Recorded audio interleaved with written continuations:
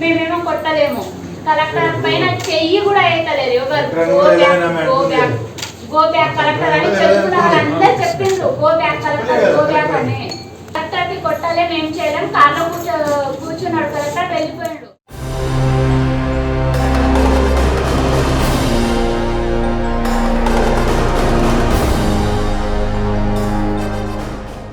ముఖ్యమంత్రి రేవంత్ రెడ్డి సొంత నియోజకవర్గం కొడంగల్లోని లగచర్ల గ్రామంలో ఫార్మా విలేజ్ నిర్మాణం కోసం చేస్తున్న భూసేకరణ వివాదాస్పదమైన సంగతి తెలిసిందే. భూసేకరణపై ప్రజల అభిప్రాయం తీసుకునేందుకు లగచర్ల గ్రామానికి వెళ్లిన వికారాబాద్ జిల్లా కలెక్టర్ సహా పలువురు అధికారులు, నాయకులపై గ్రామస్తులు దాడి చేశారు. ఈ దాడిలో బీఆర్ఎస్ కుట్ర ఉందని ఆరోపిస్తోన్న కాంగ్రెస్ ప్రభుత్వం ఇప్పటికే 16 మందిని అరెస్ట్ చేసి వికారాబాద్ సెంట్రల్ జైలుకి పంపింది. అయితే తమ వారిని అక్రమంగా అరెస్ట్ చేశారని, అన్యాయంగా కేసులో ఇరికిస్తున్నారని లగచర్ల రైతులు ఆరోపిస్తున్నారు. ఈ మేరకు తెలంగాణ స్టేట్ ఎస్సీ ఎస్టీ కమిషన్కు శనివారం ఫిర్యాదు చేశారు.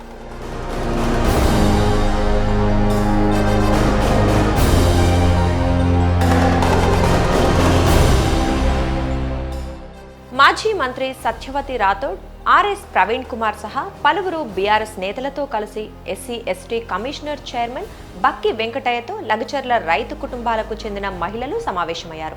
ఫార్మా కంపెనీ నిర్మాణానికి తాము పూర్తి వ్యతిరేకమని, తమ భూములు ఇవ్వమని తేల్చి చెప్పారు. అరెస్ట్ చేసిన తమ వారిని వెంటనే విడిచిపెట్టాలని కోరారు. అయితే ఫార్మా కంపెనీ ఏర్పాటుకు కమిషన్ వ్యతిరేకం కాదని, కాకపోతే గిరిజనుల భూములను అన్యాయంగా లాక్కుంటే చూస్తూ ఊరుకోమని చైర్మన్ బక్కి వెంకటయ్య స్పష్టం చేశారు.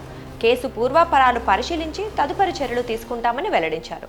మా ఊరు లగచర్ల, తండా పులిచెర్లగుట్ట తండా, మండలం దుర్గం, జిల్లా వికారాబాద్. ఎందుకు గొడవ అయిందంటే డిసెంబర్లో ఎలక్షన్ అయిపోయింది, జనవరిలో ఎవరు ఎలక్షన్ కూడా అయిపోయింది. తర్వాత ఫిబ్రవరి నుంచి నా మ్యారేజ్ కూడా ఫిబ్రవరిలోనే అయింది. ఫిబ్రవరి నుంచి ఫార్మా గురించి ప్రతిరోజు ధర్నాలే చేస్తున్నాం. ఫార్మా వస్తుందని చెప్తే అందరం ధర్నాలు చేస్తున్నాం. కానీ ఫార్మా వస్తుంది అని మాకు రేవంత్ అన్న చెప్పలేడు, ఎవరు చెప్పలేరు. మా దగ్గర నోటీసులు కూడా రాలేవు, మాకు ఇన్ఫర్మేషన్ కూడా ఇవ్వలేరు. కానీ డ్రోన్లతో సర్వీస్ అన్ని సర్వైవ్ చేసిండ్రు. మా ఇంటి ముందర వచ్చి కూడా డ్రోన్ మా ఇంటి ముందరనే వచ్చింది, ఇంతే హైట్లో వచ్చింది. ఇంటి ముందర డ్రోన్ వచ్చింది, మొత్తం సర్వైవ్ చేసిండ్రు. ఎందుకు సర్వైవ్ చేస్తుండ్రు అని అడిగితే ఏంటి అట్లే చేస్తున్నామని చెప్పిండ్రు. అయితే ఎందుకు చేస్తుండ్రు ఇప్పుడు వాళ్ళు చెప్పినప్పుడు మనకేం తెలుస్తుంది, తెలియదు కదా. తర్వాత ఫార్మా కోసమే సర్వైవ్ చేస్తున్నామని వాళ్ళే చెప్పిండ్రు. ఫార్మా పక్క వస్తుందంట, ఫార్మా కోసమే సర్వైవ్ చేస్తున్నాము. ఫార్మా ఎందుకు మాకు? ఆ ఫార్మా అంటే అది చాలా కాలుష్యం అవుతుంది, నీరు తాగడానికి కూడా మనకు కూడా అది ఎఫెక్ట్ అవుతుంది. మాకు ఫార్మా వద్దు, మా భూములు మాకే కావాలని 2-3 సార్లు పోయిండు మా వాళ్ళు. మా ఊరు కాళ్ళ మీద పడ్డారు కానీ ఆయన కొట్టిండ్రు, ఆయన చంపబోయిండ్రు, కావాలని చంపాలనుకున్నారని మీ మీద కేసు. మేమేమో కొట్టలేము, కలెక్టర్ పైన చెయ్యి కూడా వేయలేరు ఎవరు. గో బ్యాక్ కలెక్టర్ అని చెప్తున్న వాళ్ళందరూ చెప్పిండ్రు, go back collector, go back అని. కలెక్టర్కి కొట్టలేము, ఏం చేయలేము. కార్లో కూర్చున్నాడు కలెక్టర్, వెళ్ళిపోయాడు. తర్వాత కింద ఇట్లా ఉంటారు కదా ఇంకా ఎవరు కొందరు, వాళ్ళేమో సిగ్నేచర్ కోసం వచ్చిండ్రు, ఇలా ఏమేమో చెప్పిండ్రు. అంటే అమ్మ కోసం వచ్చిన మీ సిగ్నేచర్లు కావాలి అని చెప్తే మేము ఎవరినైనా కొట్టలేము, ఎవరికి ఏం చంపలేము, మేము ఏ న్యాయం ఎవరికి ఏం చెయ్యలేము. మా భూములు మాకు కావాలి, ఎట్టి పరిస్థితుల్లో అయినా మా భూములు మాకు కావాలి. మేము సావడానికైనా సిద్ధంగా ఉన్నాం, కానీ మా భూములు ఎవరికి ఇవ్వం. ఎందుకంటే మేము రైతులం, మేము రైతు బిడ్డలం. మా తాత ముత్తాతల తాత వాళ్ళు సంపాదించి మాకు ఇచ్చిన భూములు అవి. మేమెందుకు విడిచిపెట్టాలి సార్ భూములు? ఇది న్యాయమేనా? మీ ప్రభుత్వంలో నిన్న మొన్న వచ్చి మాకు కావాలి మీ భూములు అంటే మేము ఏడుకోవాలి చెప్పండి. అందుకని మేము మా భూములు అస్సలకి మా భూమి అయితే 10 ఎకరాలు ఉన్నాయి మేడం. రైతులు కాదు, రైతుల ముసుగులు వచ్చిపోయినారు. ఏ ఒక్కళ్ళు రైతు కాకుండా లేదు, అందరికీ జాయింట్ ఫ్యామిలీలు ఉన్నాయి. ఒక్కొక్కళ్ళు 10 ఎకరాలు, 3 ఎకరాలు, 4 ఎకరాలు. అంటే జాయింట్ ఫ్యామిలీ. కొడుకు తీసుకెళ్తే వాళ్ళ తండ్రి పేరు మీద ఉంది, తల్లి పేరు మీద ఉంది. నమస్కారము, నా పేరు సుశీల, మా ఆర్బితండ. నా కొడుకు జైల్లో వేసిండ్రు. మేము కొంత నుంచి మీటింగ్లకు కొడంగల్ వెళ్ళినాము, రైతు సంఘాలకు వెళ్ళినాము, ఆడ మీటింగ్లు చేసినాము, హకింపేట్ల కాడ మీటింగ్లు చేసినాము. ఎల్లమ్మ తల్లి సాక్షిగా మీటింగ్ చేసిండ్రు, ధర్నాలు చేసిండ్రు. రేపు మాకు మద్దతుగా మా నరేంద్ర అన్న వస్తే ఆయపకు ఆడ అరెస్ట్ చేసిండ్రు. మళ్ళా దుద్దెల కాడ ధర్నాలు చేసిండ్రు. అన్ని జగాల ధర్నాలు చేసినాం సార్. అన్ని జగాల యా కలెక్టర్ ఉన్నదని మాకు తెలియదు. మేము చిన్నోళ్ళం. యా కలెక్టర్ ఇది వారి దగ్గర ఇప్పుడు దాకా యా ఎమ్మెల్యే యా కలెక్టర్ చూడలేము. ఆయప్ప కలెక్టర్ ఉన్నదన్నట్ల యాడ పోయి మేము చూడలేము. తెలియని పిల్లలు పోయినొచ్చు, పోయిన దారి చేయలేరు, కొట్టలేరు. ఓహా అనగా మేము ఇక్కడ అక్కడ దొబ్బేసినాం. తెలిసిన వాళ్ళు ఇక్కడక్కడ దొబ్బేసినాం సార్. మేము ఏం కొట్టలేము, చేయలేము.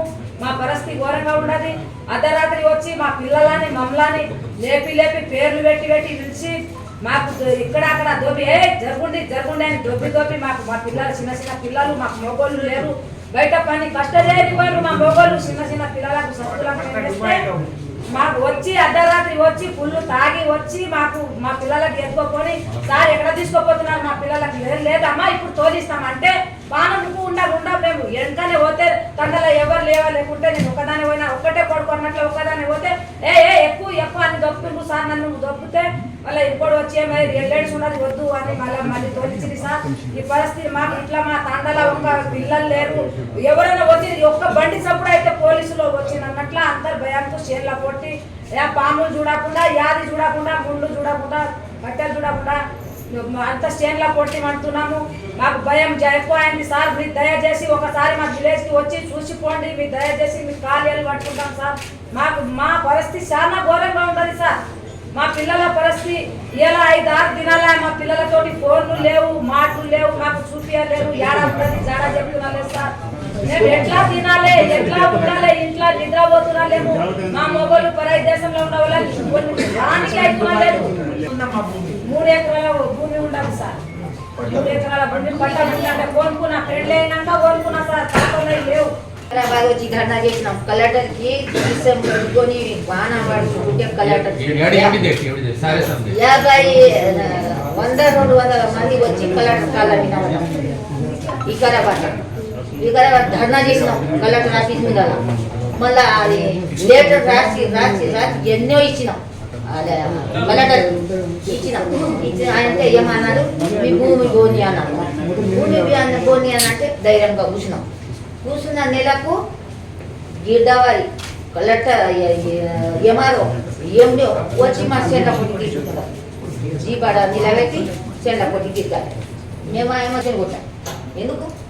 ఎందుకు వచ్చి మా భూమిలో తిరుగుతుంటారు అంటే దెక్కపోయి. ఇంకో నాడు ఎట్లయినా వచ్చిండ్రు. ఆ రోజు విషయాలు కూడా తీసుకొని పోతే ఆ రోజు దెక్కపోయిన తర్వాత ఏం చేసిండ్రు, ఇక మేము ఇప్పుడు ఆడ విద్యల కాడ మీటింగ్ పెట్టిండ్రు. విద్యల కాడ మీటింగ్ పెట్టి ఏం చేసిండ్రు, ఆధార్ కార్డు తీసుకొని మొత్తం రావాలి లెగచెర్ల మొత్తం తండ ఊరన్నారు. అంటే లెగచెర్ల ఆధార్ కార్డు తీసుకొని రావాలంటే మేము దీన్ని ఈయన దండా చేసుకుంటా కూర్చున్నామని మేము కూర్చొని టెంట్ చేసినాం. అంతకు సురేష్ అనేటోడు పై ఏ కూర్చుంటే ఏం ఫాయిదా సార్, మీకు మేము ప్రజలమంటా ఊళ్ళో ఉంటాం చెప్పిండొచ్చు ఒక మాట. ఐడెంటి కార్డు లేదు, నీకు ఏం లేదు. మన ఈ సర మనిషికి వచ్చినట్లా వచ్చి మేమైతే కలెక్టర్ అని చూసిందాం, ఆఫీస్కి వచ్చినాము. మేము చూసింటాం, చిన్న పిల్లలు చూసుకుంటారు. చూసిండ్రు నీకు ఏమో ధర్నా చేసిందా ఎవరో దొరికిన తర్వాత కొట్టిండ్రు అని ఇక మా పిల్లలకు మా జిల్లాలకు మా బద్దరాకి వచ్చి ఆడోళ్ళ సండ్ల మీద చేయి పెట్టి, ఆడోళ్ళ మెడ మీద చేయి పెట్టి, ఆడోళ్ళ కిటికీలు వేసి రాయితోటి కొట్టి గుళ్ళు తాగి పోలీసులు ఇంటికి 10 మంది వస్తాడా రేవంత్ రెడ్డి? ఇంటికి 10 మంది వస్తాడా? మా రేవంత్ రెడ్డి అని నీకు ఓటేసిందే నీకు సావానికి సిద్ధం ఉండవు, నీకు సాపేకి సిద్ధం ఉండవు. మా భూములు అయితే మా భూములు అంటే మేము గ్యారంటీ ఫార్మా వేస్తాం, మీ భూములు గ్యారంటీ తీసుకుంటామని ఊళ్ళో 50-60 కార్డు తీసుకొని వచ్చి ఊళ్ళో చెప్పిపోయి తిరుపతి. మేము ఇంత ధర్నా చేయంగా మమ్మల్ని కేసులు అవ్వగా మా పిల్లలని రాజ్యంలోలాగా మళ్ళీ నీ భూములు గుంజుకుంటామని అంటున్నాడు తిరుపతి.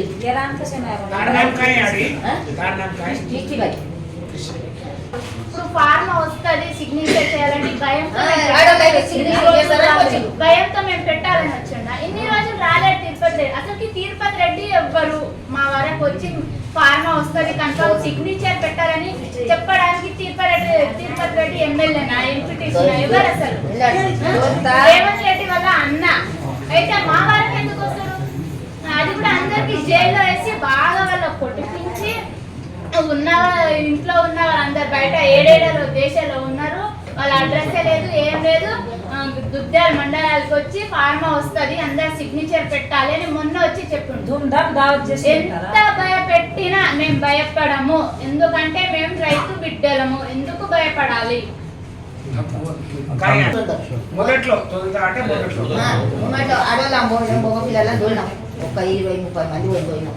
మెడ మీద చేయి పెట్టి దొబ్బి కొట్టి నీకు పెడతాడా దొబ్బుతాడా బయటికి గేట్ బయటికి తీసుకొచ్చేది తొంతపురా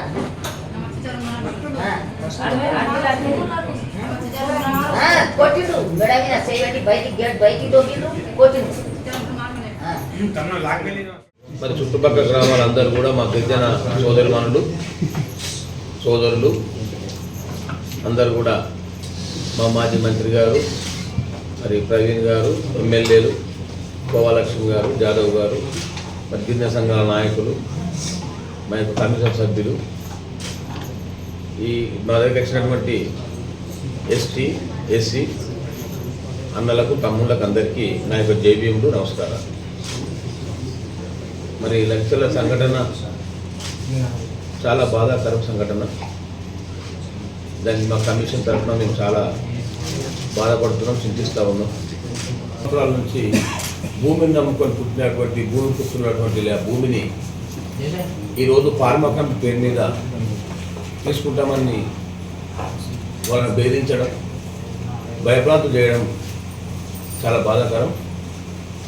మరి మేము ఫార్మా కంపెనీకి మా ఎస్సీ కమిషన్ వ్యతిరేకం కాదు, కానీ రైతులు ఒప్పుకున్నటువంటి స్థలంలో ఫార్మా కంపెనీ నిర్మిస్తే మరి ప్రజలకు ఇబ్బందులు ఉన్నాయి.